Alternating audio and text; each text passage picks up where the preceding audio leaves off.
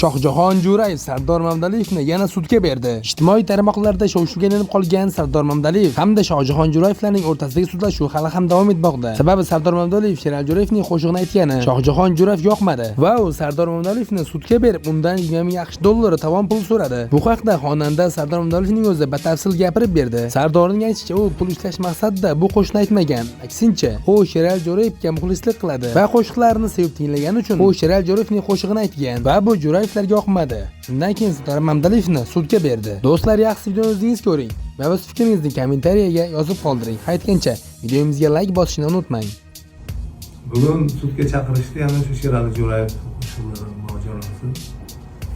Bu safar 500 ming manat, ya'ni 20 ming dollarga yaqin ma'naviy zarar deymiz, buni yoki bir tovon puli deyishadimi, shunaqa so'rashyapti.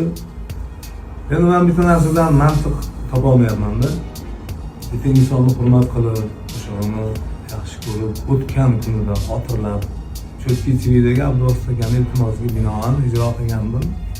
Abdulvosit akam o'zim hal qilaman dedi, biratan hammani yo'qlab, telefonni ham ko'tarmayaptilar. Endi men Sherali Jo'rayevni xotirlab bir pul ishlash uchun aytmagandim, to'g'risi. Muhabbatimiz bo'lgani uchun shu zotga ijro qilgandik, endi ijro qilishga ham qo'rqib qoldik. Andijonda Sherali Jo'rayev maktabi ochildi. Bular nima qiladi? Sherali Jo'rayev maktabida turib, keyin aytolmaydi shu bilan. Men o'ylayman, bunaqa bir ashula aytadigan qalbdan yoki bo'lmasa buyuk san'atkor Sherali Jo'rayevni ayollardan bunaqa yomonliklar chiqadi deb o'ylamayman, chunki har qanaqa buyuk erkakni yonida buyuk ayoli bo'ladi.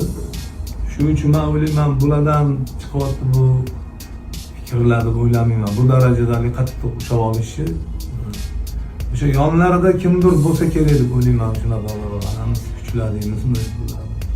Endi shtrafga keladigan bo'lsak, Cho'tki TV kanaliga qo'yildi, 1 soat turdi. Ular ham bir tiyin pul ishlamagan, bu yerda prosmotrdan. Men umuman kanalimga qo'ymaganman. Bu qo'shiqlarni bu darajada qattiq ushlab olib, avtorskiy deyish men o'ylayman noto'g'ri deb o'ylayman, chunki mana Yulduz Usmonova, Muxtor Xoyipov, Ozodbek Nazarbek, Farruh Zokirovning qo'shiqlarisiz, umuman ko'p ustozlarning qo'shiqlarisiz to'ylar, konsertlar o'tmaydi. Nimaga ular unaqa qilmayapti?